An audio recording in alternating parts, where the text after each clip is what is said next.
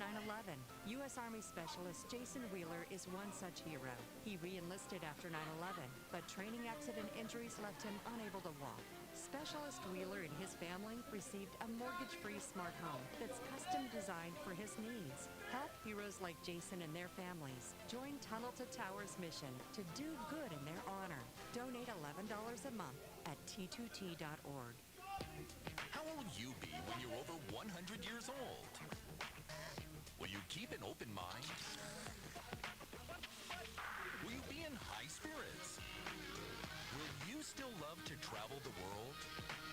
RC Cola, American taste since 1905. The station you hear more and more of all over because it's so much fun to listen to. Brings back all the memories, like everyone says. For good times and great oldies, there's only one place in the dial. All oldies, WDIG.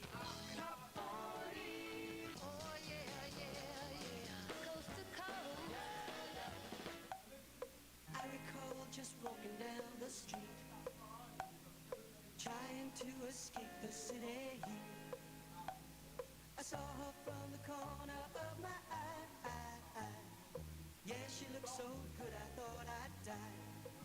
My heart went bang, shang, lang, bang, shang, lang, bang, shang, lang, bang, bang.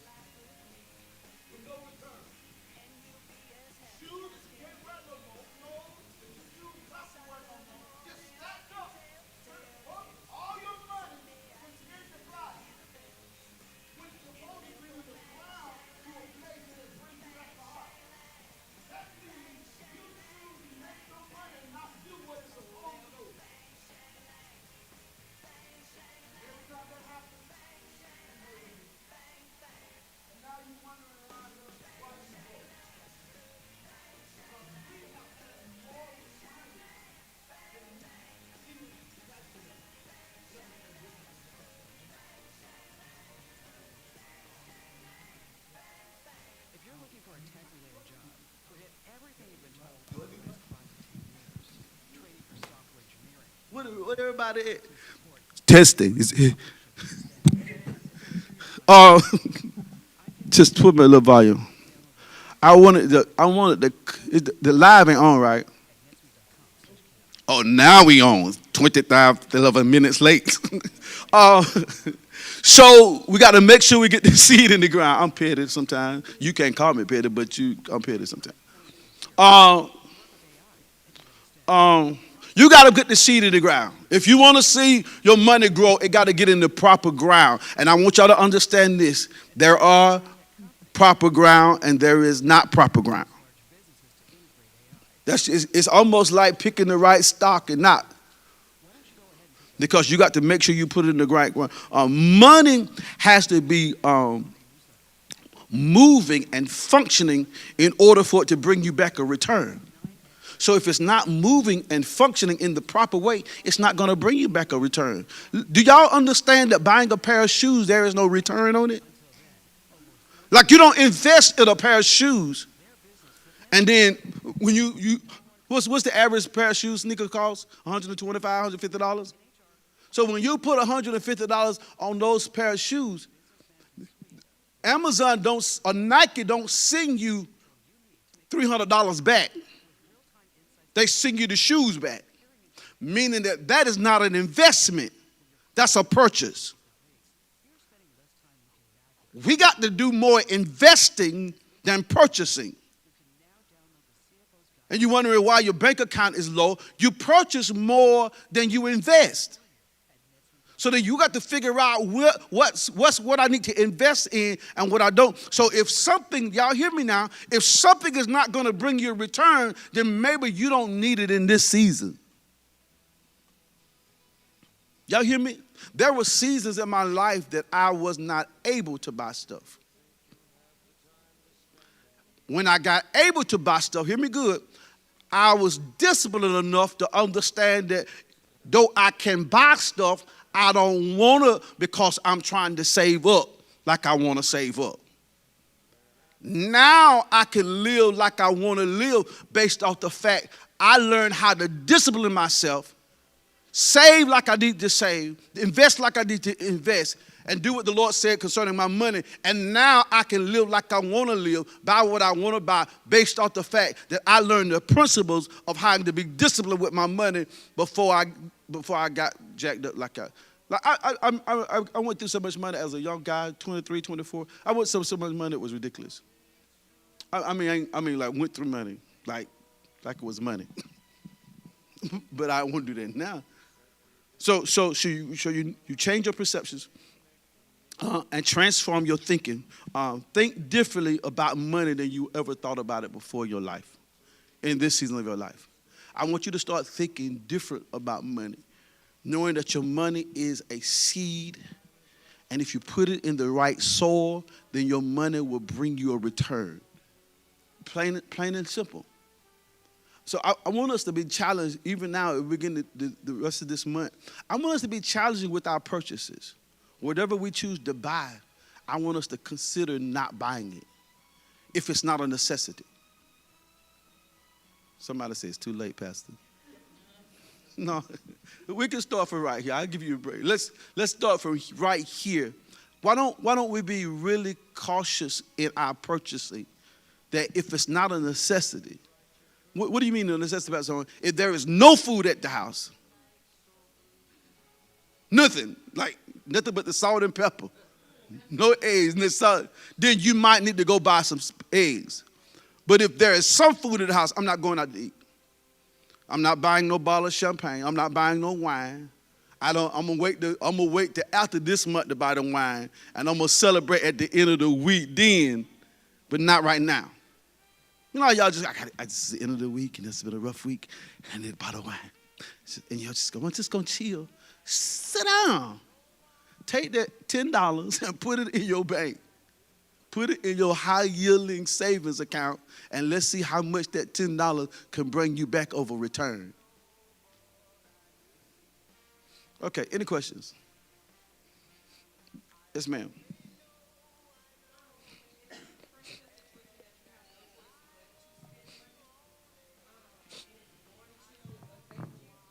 What options are there? Said it again. Okay, if you have a situation that you have no choice but to spend money that you did not plan on spending, and you have no choice but to spend. Then you got to spend it. Okay, and just figure it out. You got to spend it. Okay. It's made to be spent.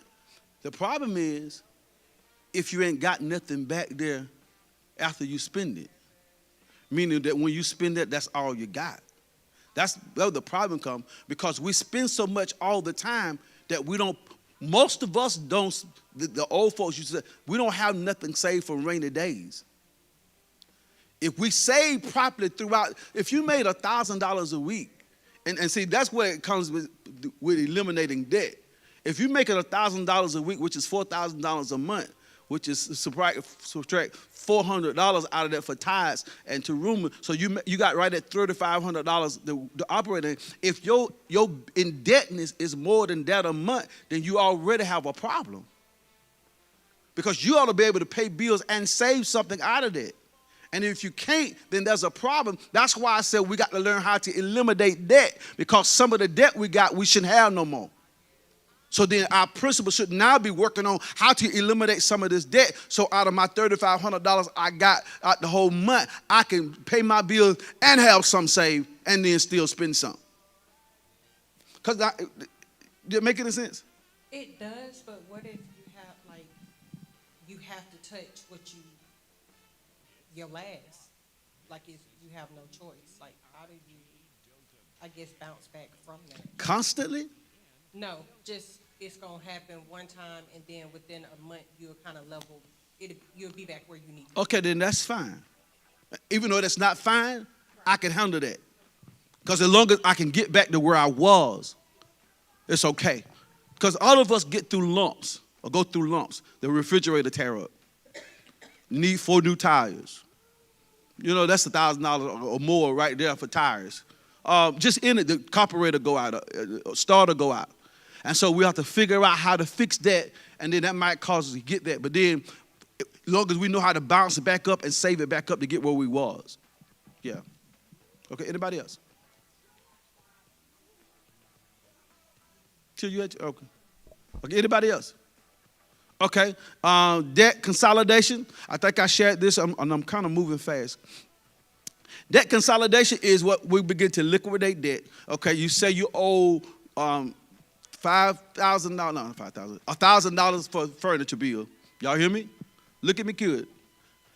You got $1,000 bill for your furniture bill where you pay $200 a month.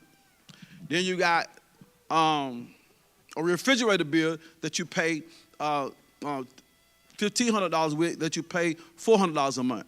Okay, so after I pay my furniture bill off after 5 months, because it's only about $1,000 after $200 a month. So after 5 months, I paid that off, and I've been paying the $200. So then what I do now, Michael, is I take these $200 that I just paid the furniture bill off, and I add it with my $400 bill for my refrigerator.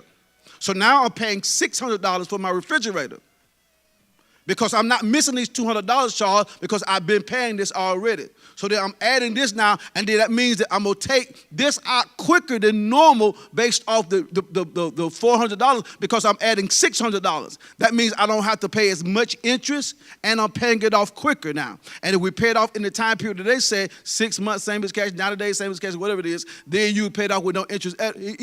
Then I take this 6 plus 4, $600, $200 by 4, $600 a month. I have no refrigerator bill. I have no furniture bill. I take these $600 and I don't go buy a new car.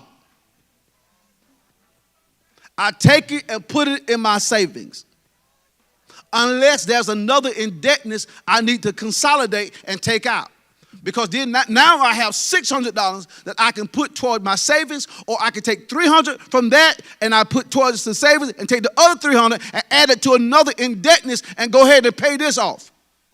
Watch this. Just because you pay something off does not mean that you have extra money. You never have extra money. What do you mean, Pastor Horn? That extra money never belongs to you, Vaughn. It always belongs somewhere, but it does not belong to you. So that don't mean that you have an extra $300 to go shopping every month now. No, that does not mean that. That means you start stacking up your savings, or stacking up your long-term savings, or stacking up your IRAs, or stacking up your mutual funds, or you start stacking it up, that begin to be money for your future. That make any sense? So that's how we debt consolidate. We call it debt stacking, where we consolidate. After we pay something off, we don't act like we got this money. And that's what most, as black folks, this is what we did. We don't lie now. This is what we did as people. As people, that's what we did. Once we paid something off, we felt like we had extra money, so then we could use that money to buy something else. That's the craziest thing that we could have ever done. That's what we did, though. That's what we wasn't taught any better. We was never taught as a people how to handle money. And if you don't handle money, honey, money gonna handle you. And when you look at all of us out here, all kind of money has went through our hands. We probably don't blow a whole $1 million away. Just blowing it away. All of us, nobody exempt from it. Just throwing money away. Just buying stuff that means buying a lawnmower and you don't even mow the yards. I just want to ride more than I can go around in circles here. Honey, you ain't born nobody's yards. Sit down somewhere and get you somebody to pay or buy you that push more that's going to cost you $200 and opposed to paying $400 or $500 a month for a whole year and a half. The math ain't mathing. Y'all just keep making errors, and we're not going to keep doing this and living defeated lives financially. Spiritually high, but financially broke. We're not going to keep doing this. Yes, ma'am. And Pastor, about the, you were saying that all of us that have a lot of money, we don't blew money.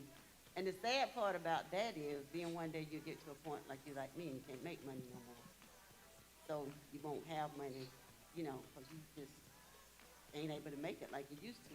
And if you'd have known then what you know now, you would have had plenty of money. Well, if you would have listened to me then in the pose now, you would have had a lot of money. Because you didn't listen. But I did. No, not totally. No, hush, just leave it alone. Once I learned better, I did better. That's all I got to say. Once I learned better, I did better. That's it. All right, listen, because I don't want to get you right now, because Nitra ain't here. Because, okay then, if you know what I'm talking about, just hush it up then. Yeah, what I'm talking about. Because I can just tell y'all, I can help you if you listen. Because what we don't think about is rainy days. We always think about, we listen to the system of this world that we're going to have this retirement when we retire. I tell people all the time, who said you were going to retire though? Who said that you were going to make it to retirement age that you're going to give that, if you die before then, somebody else going to spend your retirement money, honey? Or you go through it, like Martha said, go through an episode where she is right now, where she can't make the money she thought she would make. Now she had to deal with all my money that I should have been saving and putting it and giving to other people. I should have left it back there then, and I could live a little bit more comfortable now.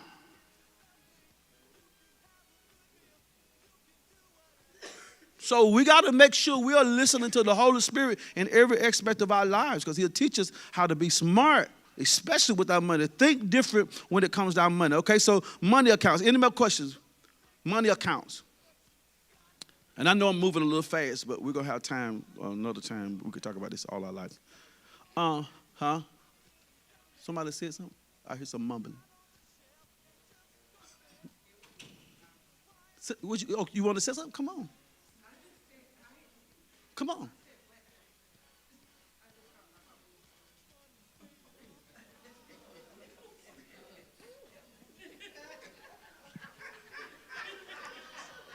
Well, if you don't take your wife out of here, I'm going to punch her in her eyeball, straight at her eyeball, like with my fist eyeball. Okay. All right, guys. Money accounts. Everybody needs a personal account, checking account, where we pay bills.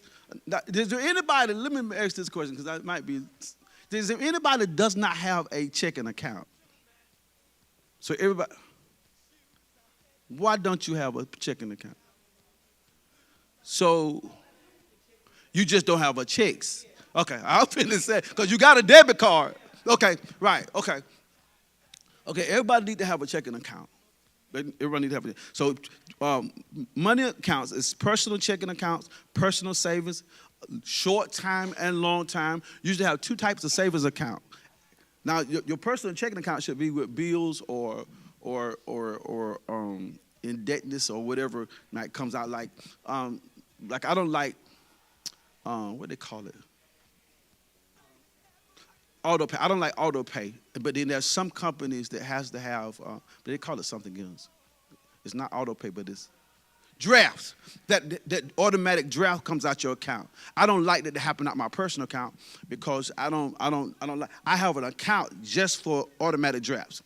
So I make sure the money in there, but it never gets in my personal account, because I don't want them coming and pulling my money out, and I'm not sure about what's in there, because I write bills out that account. My personal account, I write bills and whatever. But then out of my other personal account, I just have money in there for all drafts. So it's enough money that whenever they draft it out, it's going to automatically come out. I ain't got to ever worry about that account being stuck. Then I have 2 or 3 savings accounts. So you make sure you have a savings account. There's a long-time savings and there's a short-time savings. Short-time savings accounts, listen to me carefully now. Short-time savings account is kind of like what Mel was talking about a minute ago. Your car tear up. You don't have the money in your account, your personal account, checking account, because you pay bills out of it, and you don't have a whole lot of money in there. But your savings account, your short-term savings, meaning you got money in that account that when something happens and something breaks, you don't mess with that money until something happens. Now, you can't cry like a little baby because you have to buy a refrigerator when you got the money in there saved for it. I don't want to hear that stupidity talk. If it ain't one thing, it's another. Honey, you don't prepare for it. It's supposed to happen, and you got the money there, and if it does, you got it. That's a short-term savings. If the tires blow out, you might get mad. Dang, I had to buy some tires. But you could go in your savings, pull the money out your savings, short-term savings, and buy the tires and stop crying about it. Y'all got what I'm saying? If the television go out and you got to buy a new television because everybody know that's the TV that everybody watch, then you go and buy a TV out of your short-term savings. It's there. That's why you got to make sure you're putting money in it in order to get money out of it. Then there's a long-term savings that you never touch. It's just there. Those long-term savings, hear me good now. Y'all listen, because I want to teach you something. The long-term savings CR is there for when you want to buy a house, and then the company says, the house company says, let me go back and pull in your account and see if you got the money sitting in there.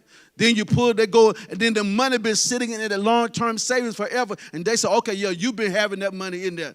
You ain't got to borrow no money from somebody. Because most of us as black people, we have to get a note from our cousin or uncle. that they gave you a gift, but you got to pay them back. But they tell you we ain't got to pay it back. But you gonna pay them for their money back. And I need to give $4,000 for my cousin and my uncle, and that's what y'all know what I'm talking about. That's what we do. That's the purpose of your long-term savings. That you don't have to do that. That you constantly put it, and then when they pull your bank accounts, they will see that you've been consistently putting money in it, and all that money adds up. So when they look at you and you got $10,000 in there, they know that that's a part of your long-term savings. So they don't have to worry about no closing or down payment for your house because it's already there. When you want to go buy land, it's right. That's for your long-term savings, because the land and houses, what they become, what? Investments. They're not bills or purchases. They're investment. That means that you can sell them and probably get the same amount of money you bought it for or more, based off of your equity and based off the price. So then you make sure that when you make those type of investments, that you make sure that when they appraise it at the price it is, and don't you pay over the appraisal price based off the fact you want to make sure that you get more out your stuff because you made an investment. Always think this in your mind. When something becomes an investment, you get a return from it. Y'all got me? Because if you purchase that's why cars doesn't have no investment, because they depreciate. Time you drive them off the lot, they started depreciating. If you want to make sure that you get something out your car, you double up on your payments. I'm teaching y'all. If you're able to double up on your payments, and then if you choose to trade it in, or if you pay it off early, then the car is worth more to you than you bought it. Maybe. Okay? So we're talking about short-term savings, we talk about long-term savings, and then we're talking about retirement, 401ks, IRAs. Every person in here should have a 401k or a retirement system. Is there any person that does not? Because most of the people, you need to start getting you one. You need to start especially you self-employed individuals. You can start getting your IRA right now. You talk to your insurance company, or you talk to your bank. They can, and if you don't have nobody, I can get you somebody. But you need, especially self-employed people, you need to have a retirement system in place.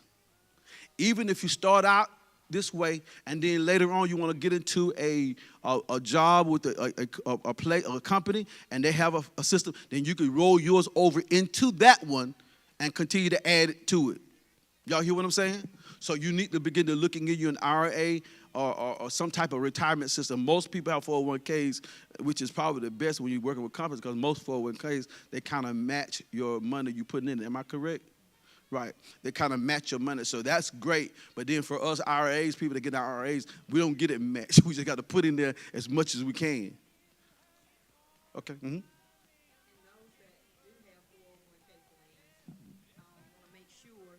With the economy the way it is, that you've taken as low of a risk with your money.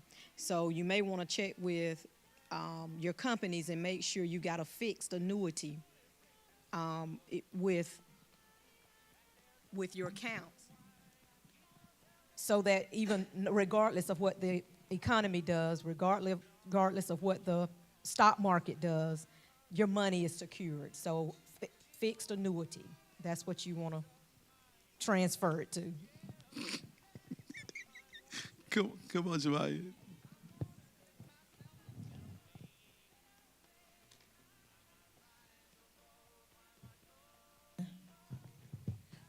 So is a IRA the same as a long-term account, or that's different? RAs are where they kind of use your money to invest some of your money to kind of make more money for you while it's sitting there. Depends on the risk factors. You have options to go minimum, small, or high risk, and to take your money and start investing into the stocks, into the economy, and cause your retirement money to make money. And you have to be careful with that because it's risky. That's why you ought to get minimum risk or medium risk. And so what Tracy said, get it fixed, and then they won't mess with it. So if you get it fixed at a certain place, I don't want mine to be flexible. I want it to stay at minimum. I don't care what the stock markets are doing, stay at minimum. So if the stock market go high, you're going to still stay at minimum and get a bunch of money. But if it's flexible, when the stock market go up, you'll get more money. But it's a risk because it's your money. And if they lose all your money, you ain't got no money for retirement. So, but yeah. Anybody else? So IRAs, retirements, 401ks, and et cetera, okay? Investments, mutual funds. Mutual funds is where they take money and place your money in the economy, and you look for a return. Mutual funds is a little risky as well because it depends on what is the annual percentage rate, APR. So whatever the rate is what you're going to get a return on your money. So we have to be careful when you start investing in mutual funds. Unless you got, listen to this carefully, unless you got a lot of money that you can invest and don't worry about losing some money, then that's fine. Say you got about, what y'all say a lot of money is? Huh?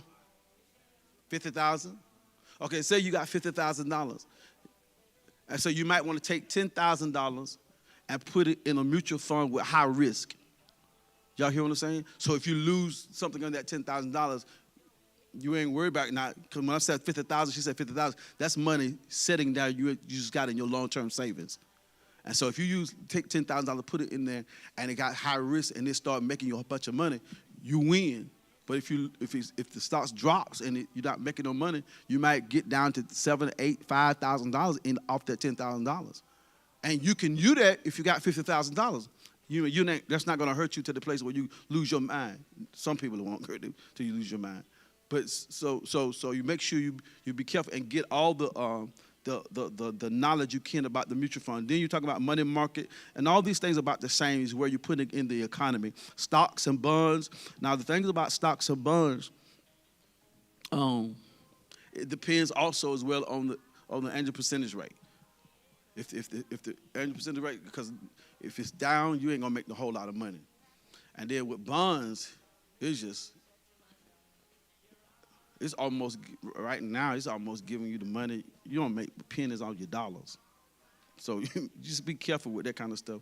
CDs, cash on deposits, so we make sure we understand what CD does. Now, what you would do is like this. I would talk to the person that I'm purchasing it from. I make sure they explain everything to me as thorough as possible, because most CDs or mutual funds and CD stuff, they'll give you a maturity date. So they'll tell you you want it in here for 3 years, 2 years, 5 years. The longer you keep it in there, the more interest you'll make from it. So if you say if Tracy give $5,000 and Mary Horn give $5,000 and they put it in a mutual fund, Mary Horn said I'm gonna put mine up for 2 years, and then Tracy put her $5,000 for 5 years. When hers mature at 2 years and Tracy mature at 5 years, of course Tracy will make more money off of hers because hers stayed in there longer. Y'all hear me? Now you might they normally will let you get your money, but it's such a penalty. So say you go through a hardship. And within that 2 years, and a year and a half, Mary Horn said, dang, we don't got messed up and I need my money. And so she go in and try to get her money out of her before the maturity date. Then they'll tell her, well, listen, we can get your money, but you're not going to get but this kind of your money because everything else is going to be penalized. That's the risk in it. So you got to make sure that you're able to hold it to the place of maturity or don't invest in it that long. So if you're a person who like to spend your money and think you're not going to, then you might need to do the small time. And then once it mature in 2 years, come back and put it back in there again and start the 2-year process all over again. As opposed to Tracy continue to make money because it's been there for 5 years. Okay? Any questions? Yes, ma'am.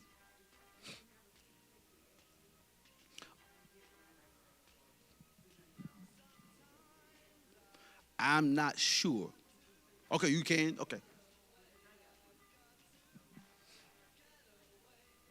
Okay. She said you can't add money to it.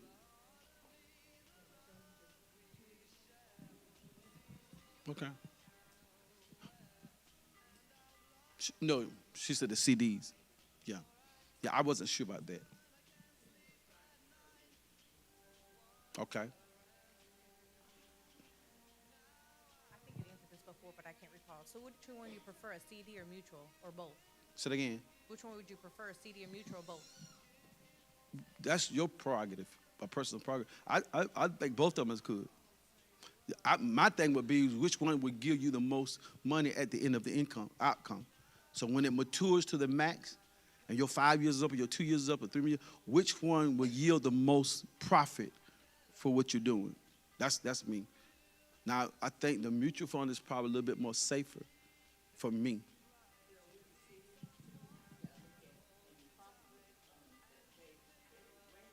Mm-hmm.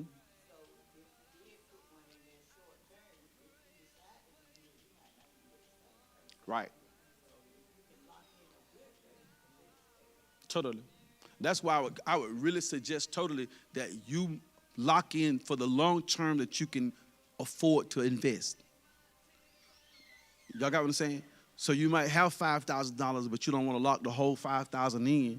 So you might put $3,000 for 5 years, and then $2,000 in a year for another one, or $2,000, and then have that flexibility. Then you know you're not going to touch $3,000, but you got both of them making money for you because you got two different CDs or two different mutual funds. Making sense? Okay. Property and houses. Did I say that? Property houses. Okay, that property houses. Y'all make sure y'all understand that those are investments.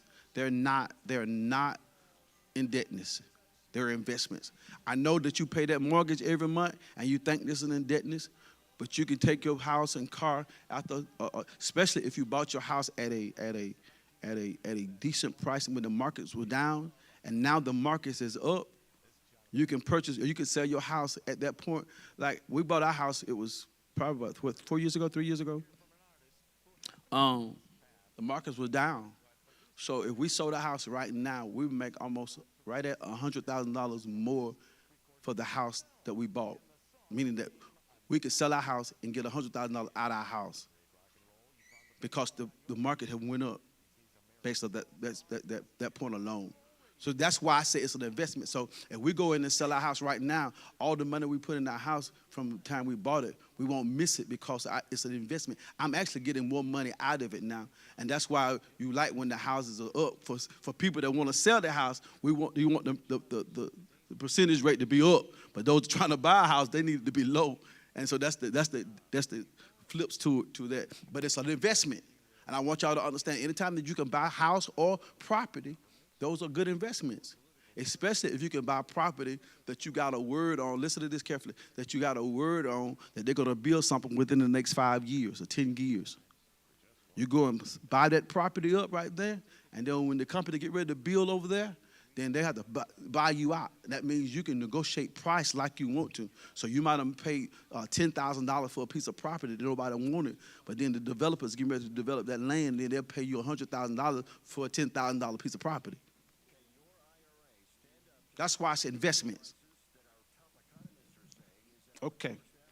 Long-term investments, one of the greatest long-term investments that we have the opportunity to purchase for us, and this is where we get sick at as black people, is life insurance.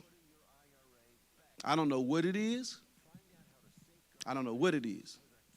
But we do not want to buy life insurance. Now, I don't know what y'all problem is. Tell me what the problem is. Somebody tell me. Erica?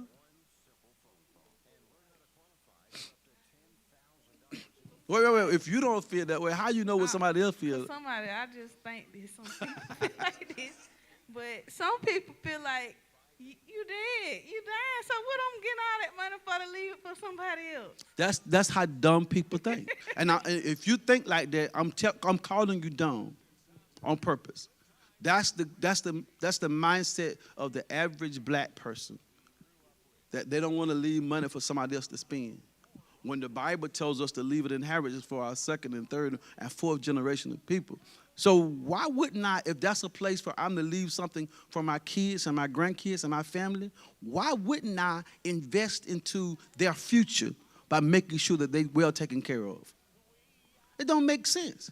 And we can't keep thinking dumb like what Erica just said and think that we're being kingdom-minded. You're being so slow and operating in the spirit of the world that it makes me amazed that you can actually think on that principle. I want people to be able to bury me good, have a great funeral, but then say, now we had a great funeral and Pastor Horn did this, but boy, he sure left them a bunch of money. I want them to come up and live comfortable or better than they was when I was living. It don't make sense for you to die and then leave your funeral for somebody else's responsibility. Listen, I done made a pact with myself. I don't care who died. If you ain't got no insurance, don't call me. I'm serious. I ain't going funding me. I ain't sending no money to him. I don't care. You could be my member. As much as I have preached to you about insurance, your family come crying to me, Pastor Horn, we didn't have nothing. So I told them, I made a pact. If you can afford insurance, Pastor Horn and Hines Chapel Church will make sure we will insure you, and when you die, we'll make sure we take care of your funeral. The rest of them going to the church. You should want to bless your church when you die. Let me shout across this thing saying, Miss Jerry left the church $100,000. I've been running so hard to talk to you, I'll be out of breath. You should want to be a blessing. You should get an insurance policy. I want to make sure that this $20,000 go to Hines Chapel Church for whatever indebtedness they can help pay off on that. It don't make sense.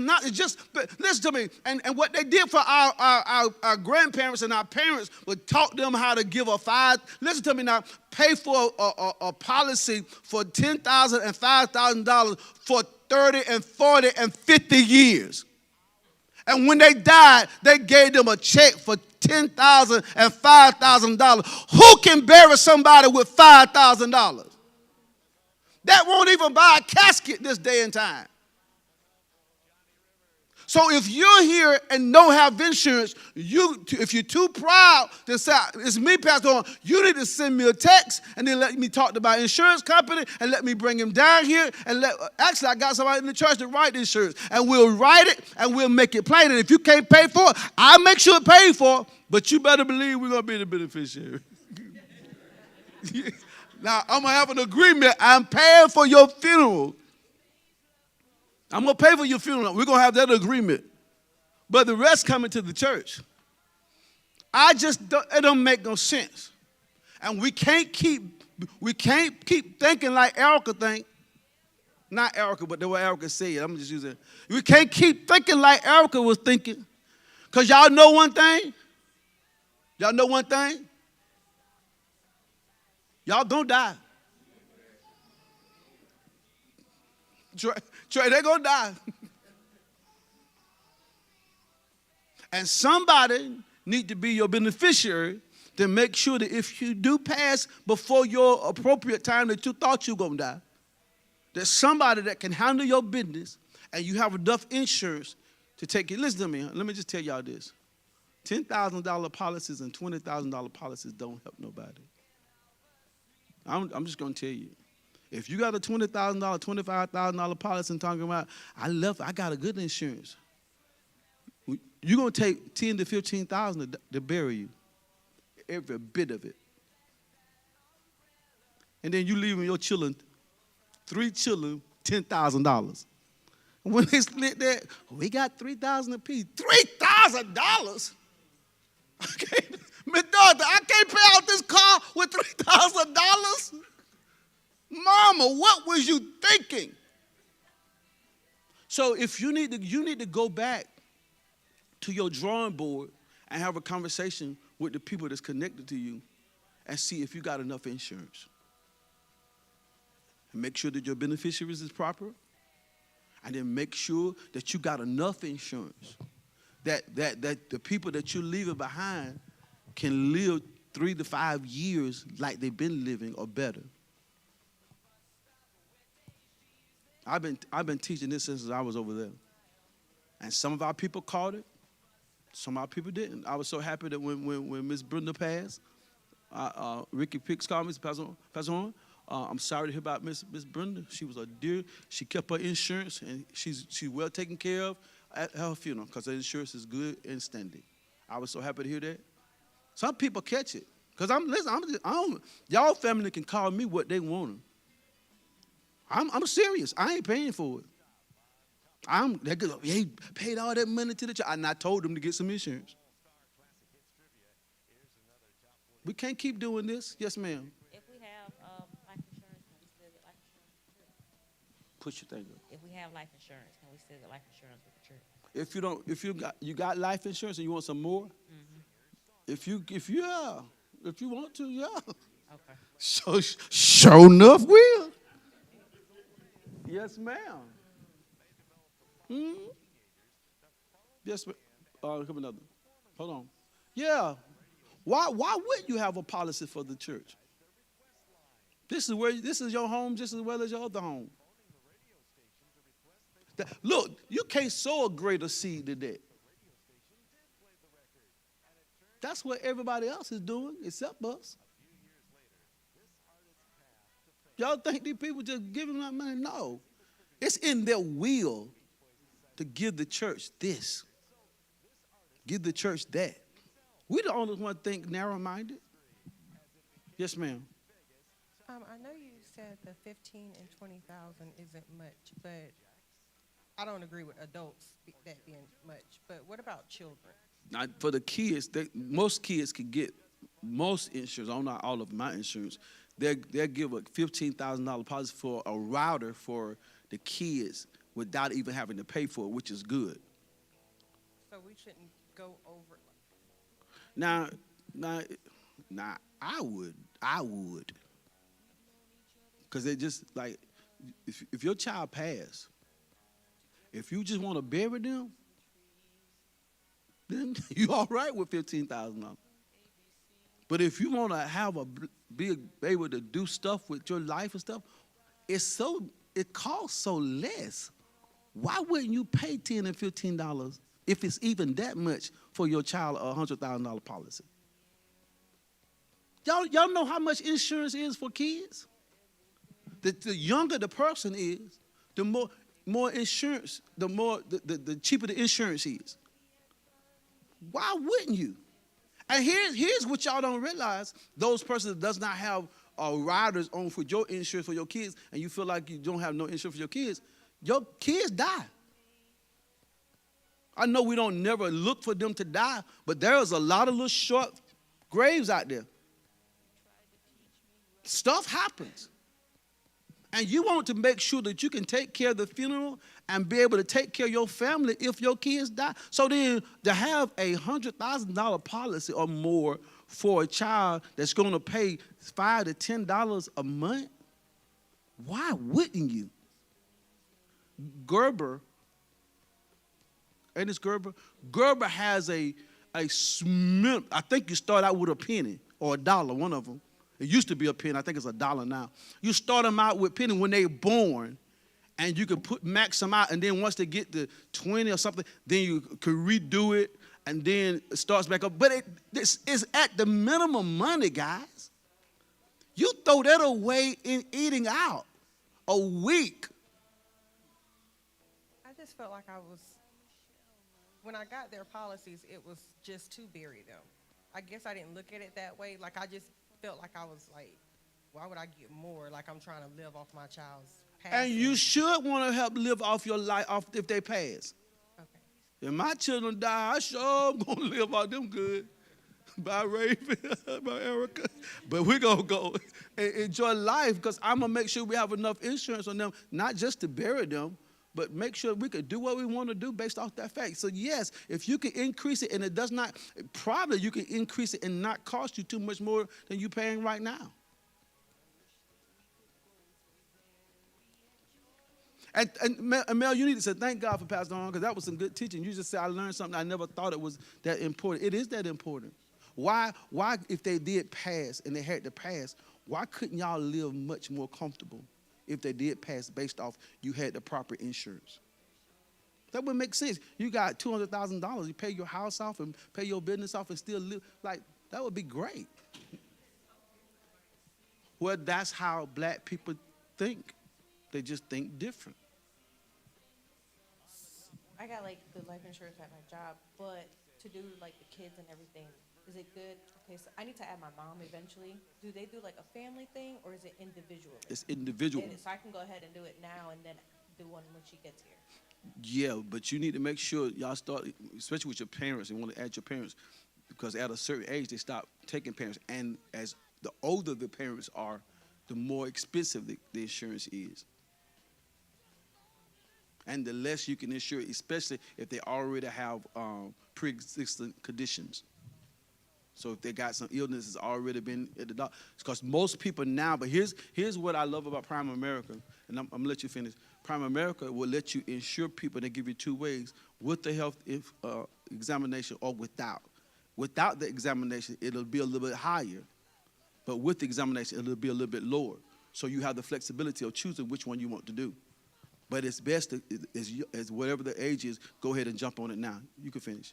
I was gonna ask, like, what is like? I'm sure he's gonna answer this question, but what's the preconditions that it's the worst? Probably hypertension and sugars, diabetes, and smokers, right? And smokers. Those are risk factors, and they had to start how to weigh that a little bit, because you can't you probably can't insure a black person without having hypertension.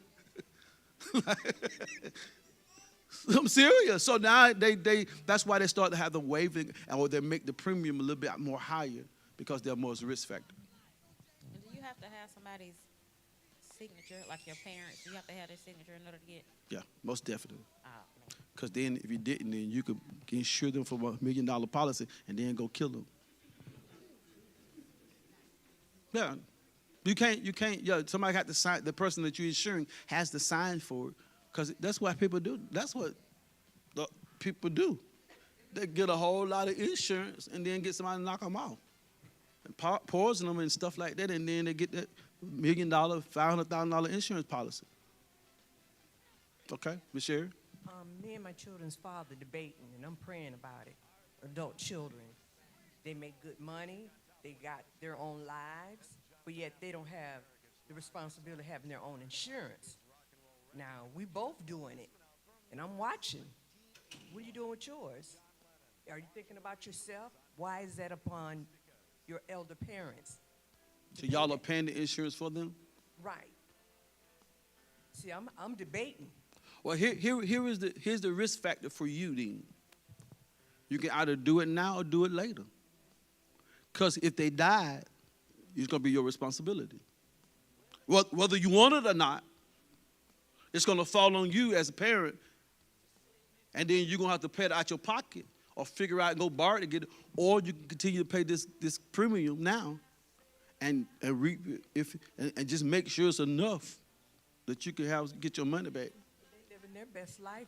I'm do what sorry, they Miss want with Sherry. theirs. I understand And that. I'm retired. I understand.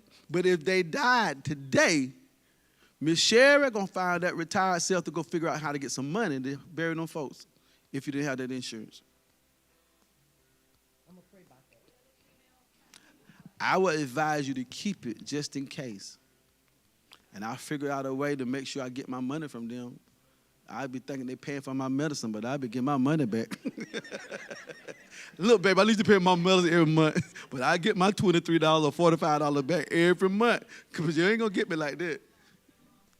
I was just thinking that would be a burden not to have the insurance and they die, and then you got to try to scrape up the money to pay for the funeral, and then. Yo, when you're thinking about your now, yeah, when you think about your now, you putting out $40, $30, $40, $50 a month for their insurance, where I could be saving my money. But then, like Tracy said, but then if they die and you don't have that insurance, then that $30, $40 was nothing as opposed to having to pay for a $12,000, $13,000, $14,000 funeral, or owing a funeral company, because then you got to sign off on it. I know y'all ain't gonna want to tell me the truth. Does anybody don't have no insurance here?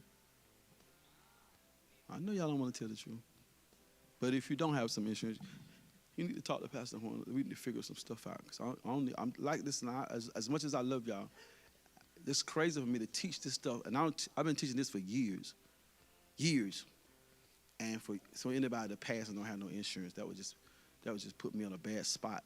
I'm a hold to my ground now. I'm not gonna pay for no funeral, but it'll put me in a bad spot to have to tell your family no.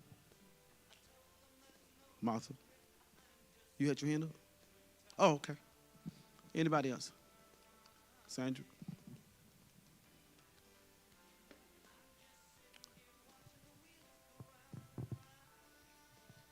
How long you can have insurance before you borrow off of it?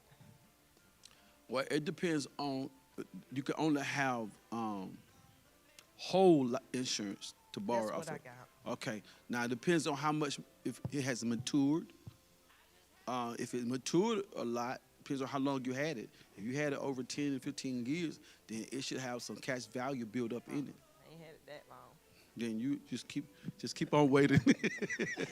You just keep waiting then. Trey? I just wanted to, So what? It's a little loud. I just want to say, if you got anybody that's living the street life, you might want to get a life insurance policy on them too. Totally. Kids. If you got, especially you got, some people got gangbanger family members, nephews and aunties. No, serious, Miss Dorothy. Okay. That Miss Dorothy was doing that phrase like that. I feel like, for real, there's a lot. Let's go to the streets in Dothan. These little boys that some of y'all cousins and nephews and nieces and stuff running these streets around here, y'all need to make sure they got some insurance on them, or y'all gonna see that little post on Facebook. We got a GoFundMe for Jeremy. And people gonna be giving and being talking about your folks. No, you go call your sister and call your auntie and say, listen, can I get some insurance on Jeremy? Because he's running these streets, and all I hear, he run these streets like a wild man, playing all this stuff and doing all that stuff. Running.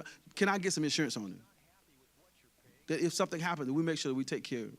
Because we're not. I mean, it's just we are on. That's how we become our brother's keeper, for real, for real. And I know people don't want to, the problem with most of us, especially black people, is we don't want to embrace the principle called death. But people going to die, whether you like it or not, whether you agree with it or not. And you got to make sure that we got the insurance stuff together.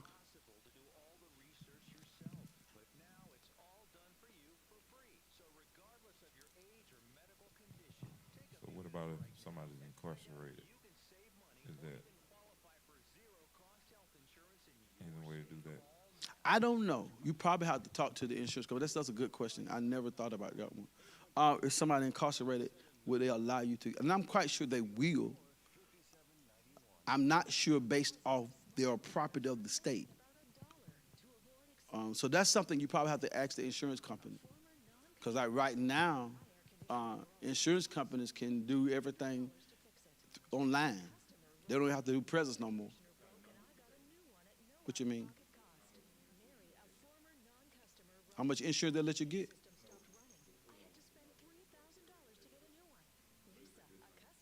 Oh, we'll talk about that after the because it depends on me how long they're going to be in there. Huh? Like, let me just, here's my rule of thumb to anybody. As cheap as insurance is, and the minimum with me for anybody would probably be $100,000. And if I just couldn't afford it, probably $75,000 would be my lowest. Because for me, $50,000 just wouldn't do a whole lot for me. Like if somebody passed and I had to pay $15,000 for a funeral, leave me $35,000. That's just, and that might do something for you. And if that works for you, then that might be $50,000. But $75,000 to $100,000, it wouldn't cost you much. It wouldn't cost you much to have $75,000.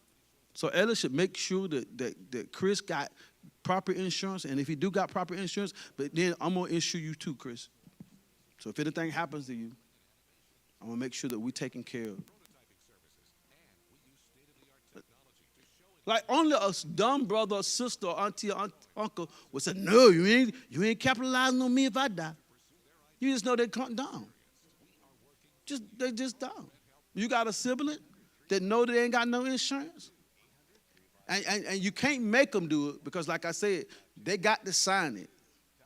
But you need to encourage them to get it, even if they don't want you to be the beneficiary. Because it's really simple. Look, I'll pay it. I just need you to get it. I'm going to be the beneficiary if I got to pay it, though. But we need insurance on our people that we don't keep struggling trying to bury somebody after they pass. Any more questions? Yes, ma'am.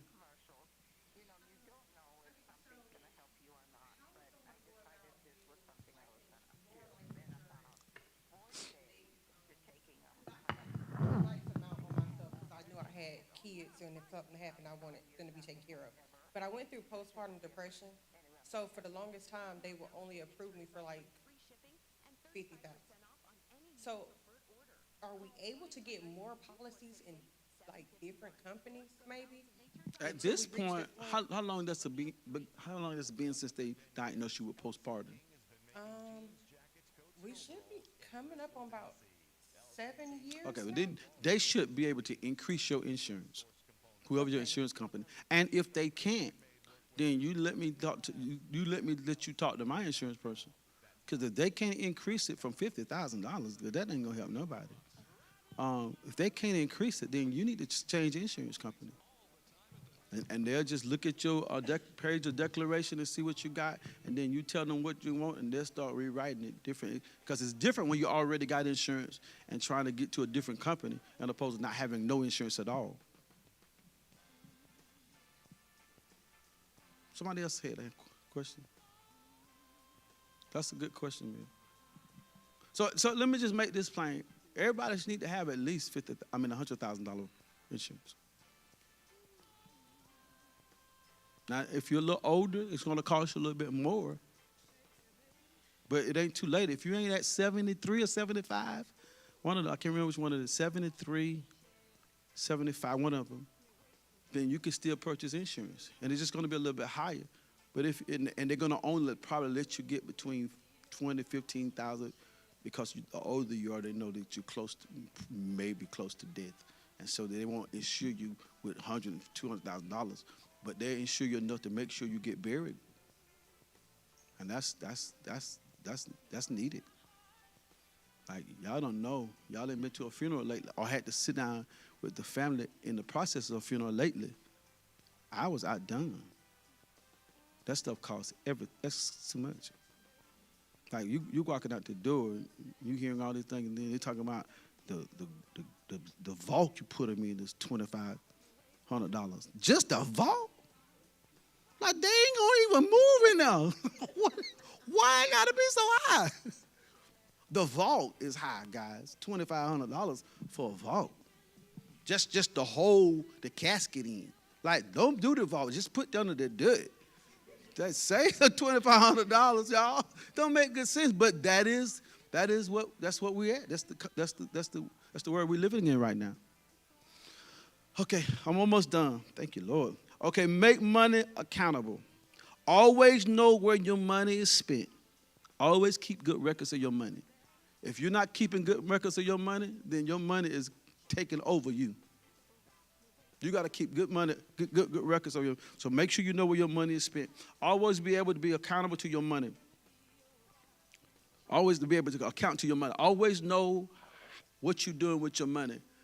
Y'all ever got into a place of, I don't know where that money went? That's horrible. I ain't never got in that case. I can tell you where every penny goes. I'm serious. I'm not lying. I'm not trying to be funny. I can tell. I gave Raven that. I gave Erica that. I gave Tracy that. I spent that over there. And it equals out to, yep, that's correct. You got to know. You got to be accountable to your money. If you're going to master it now, if you don't want to master your money, then you don't care. You just lay money around and let it go anywhere. But I'm talking about mastering your money. If I wash my clothes and I know I had some money in there, and I go back to that washer and say, this money got to be in this washer. I'm serious. Y'all getting the money out this washer? Y'all seeing the money? Because I know that's my $20. So is it a sin to be cremated? No. Cremation is easy and cheaper. It's much cheaper. Now, the thought of it, even though we won't know where, right when I let you, I got took it, where the thought of it is not appealing to me. But if that's your preference, who knows? You won't. And it probably maxed out $5,000, maybe. But that's your preference, fine, because you ain't gonna come back like that anyway. But just the thought don't regulate with my mind. I just choose to want to let the worms eat me up. But that ain't no sin, no. Okay, that's a good question too, huh? Right. Okay, always save at least half. Now, hear this good, guys. Always save at least half of your unexpected money. Most of us always get some unexpected money. That is not the money is to be used to spurge with. Like when somebody drop a couple of $100 on you, you're like, dang, man, this came up. I just came up. No, you didn't come up. You're supposed to save at least half of, because that's money that was never accounted for. And so to me now, here's how I think. If it was never accounted for, it's to me like I never got it. So I put it all away as if it's not there. Y'all hear me? So we're going to have to learn how to, saving to you got to be a principle. It got to be a principle in your life.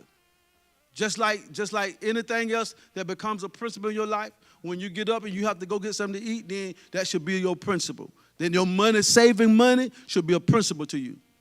You shouldn't have to think twice about it, especially when something extra come in your hand, something unexpected come in your hand.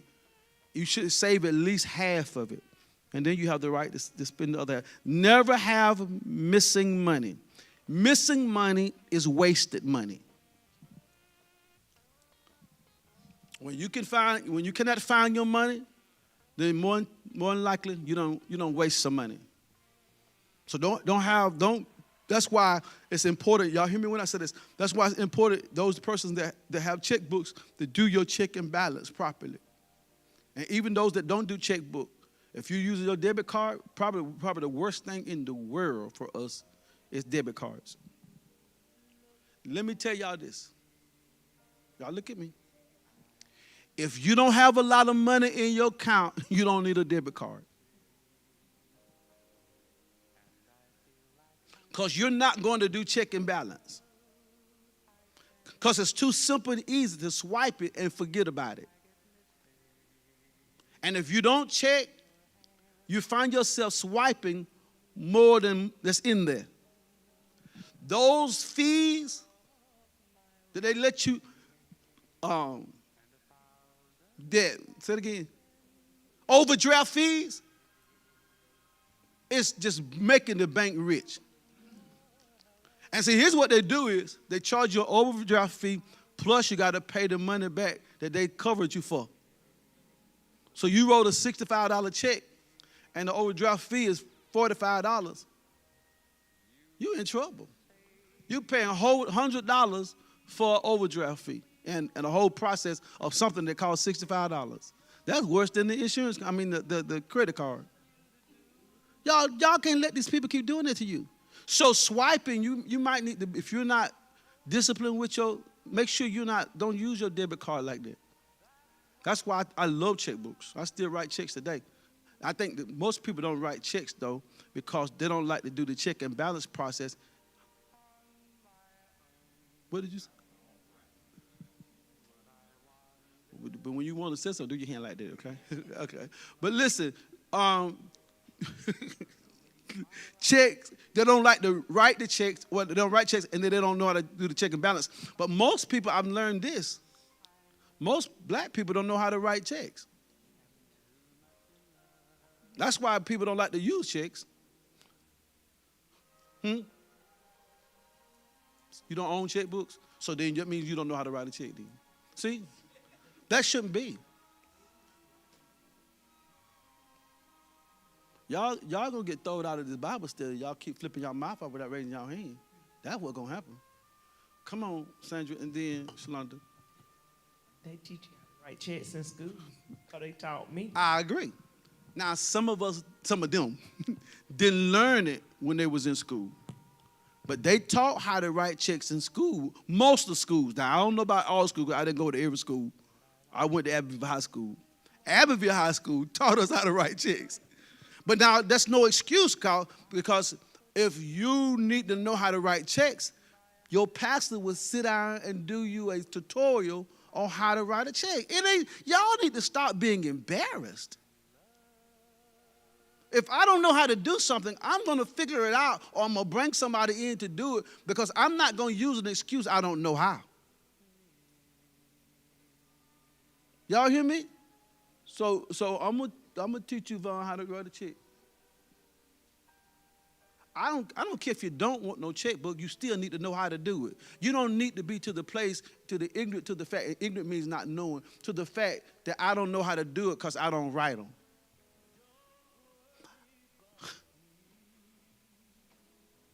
I don't drive big trucks, but I know how to drive. So we need to know. I don't want nobody to have these excuses because I don't do something, I don't know it. You need to know it if you don't do it. And I was just going to say, like, with debit cards is what they made now, because most people don't know how to write them. But now, you can just give a blank check to most companies, and they just run and give it right back to you. So it makes it become, if you don't know how to write one, you won't learn. Well, you need to know how to write a check. Y'all get what she was saying? What she said? So again, say, Jabari, what? Okay, yeah. I want to make sure they got a kiosk at every place now, and the kiosk fills your check out for you. They just send it through the kiosk, and the kiosk, they just write it out for you, making us dumb. We ain't gonna never write. I need to know how to sign. Don't y'all like to write your name and sign it like you are famous? You don't have to do that. They don't have to do that no more. They just run your check through there. Keep on, Shalonda. You're going to get knocked right out the door. That's the last warning for you. Charles, you better move. Because when I get to knocking, I'm just coming to that area. So make sure we need to begin to start figuring out. And if any other person don't know how to write checks, it's nothing to be ashamed of. That's why we having these sessions, guys, to enlighten us and make us better. We don't need excuses in life about nothing. Not connected to Pastor Horn, you don't. Martha and then Roxanne. Oh, I was just going to say, Pastor, even with that kiosk making your check out, you still need to know, because they can make it out, and you not even know if they made it out right. Totally. And listen to me, the kiosks will overcharge you. Did it to me. And then when they didn't give me my money back. After I took it into the company, I said, listen, they charged me 2 times. Well, we can't see where we charged 2 times. I said, look at my account. See? They said, well, it's not on our record. You a liar. It's on your record. But they didn't get my money back. So I stopped using the kiosk after that. Everything ain't good for you. Not for me.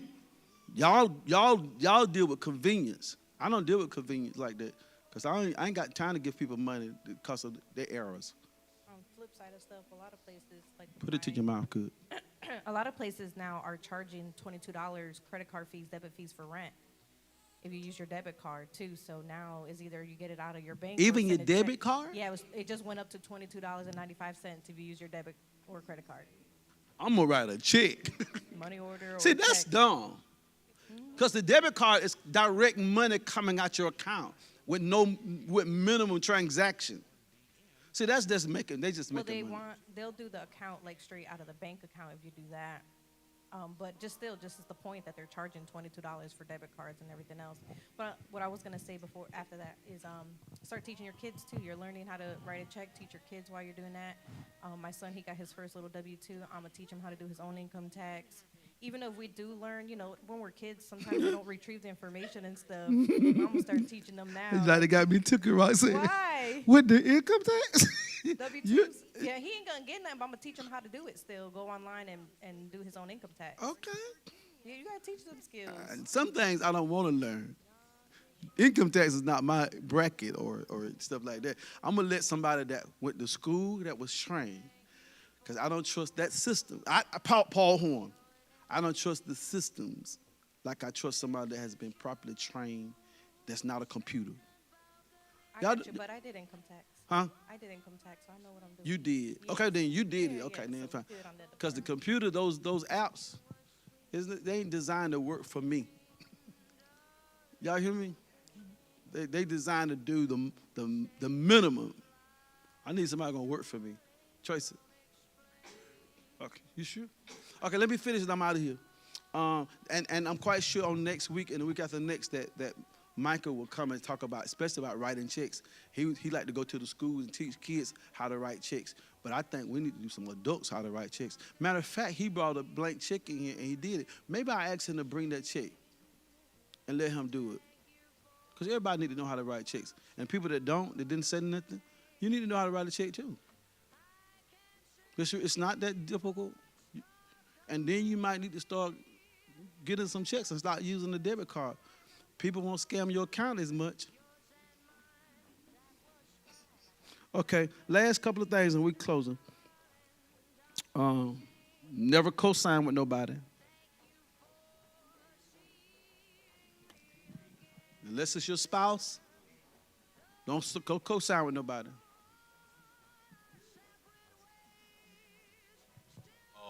But for the past 2 years, I've been asked, could I have a co-signer? So do you think it's necessary to co-sign with somebody or somebody to co-sign with you? It only benefits the person that's getting somebody to co-sign for them. It don't always benefit the person that's the co-signer.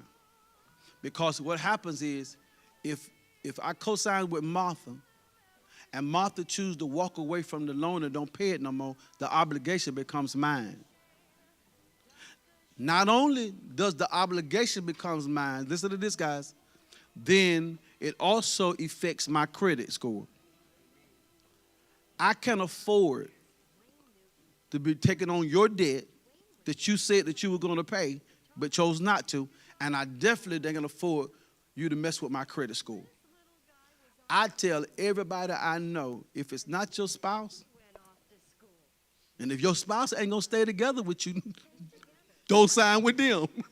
If y'all already shaking, don't co-sign with that spouse.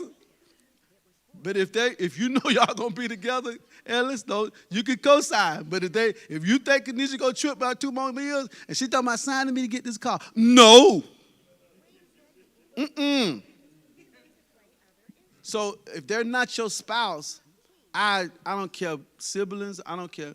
I don't go with it. I just talk against it. Now if they do it, fine. If you choose to do it, you're not smart. I don't care who you are. You're just not smart. But that's your choice. And then the last thing was to always, y'all hear this good, I'm stopping. Always monitor your credit score. You need to be checking your credit score at least once a month to see what your credit score is. That makes a difference on every purchase that you're getting.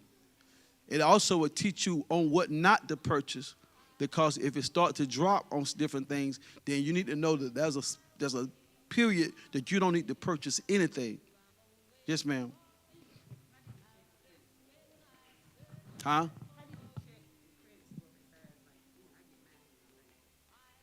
There's too many different ways. It's an app called Credit Karma. You go in and put your information in, and it'll actually give you notifications when it drops or when it comes up or whatever. So, Nitra, send it to your mama. Credit Karma. But you need to keep a. How many checked their credit score recently? Okay, let me ask y'all this: was it where you wanted it to be?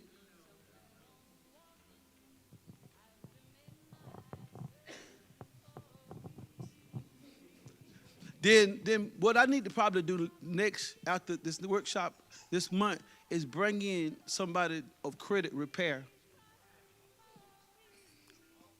Can't get it out, y'all.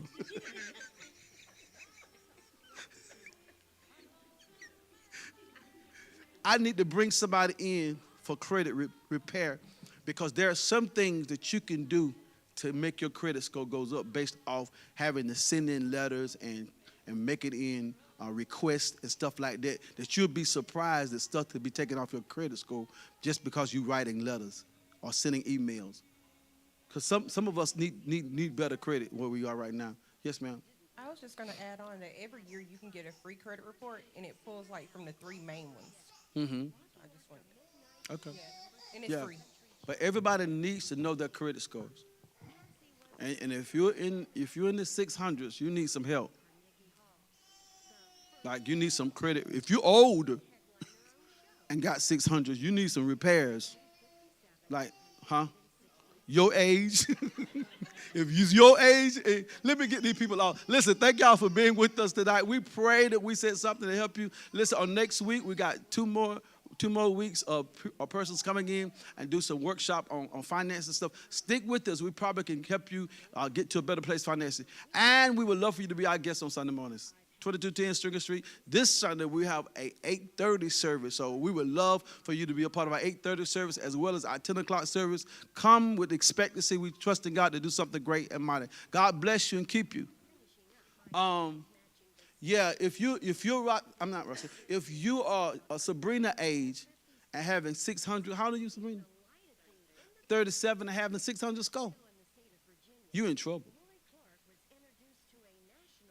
Like you, no disrespect to Sabrina or anybody else. If it's Sabrina, because Sabrina said, well, I'm just saying. If you guys, you can't get nothing. And if they're giving you something, they're charging you an interest rate that is so high that you can't even make it off of it because the interest is so high. If you purchase a vehicle, they'll put you in a vehicle, but you're paying for 2 vehicles.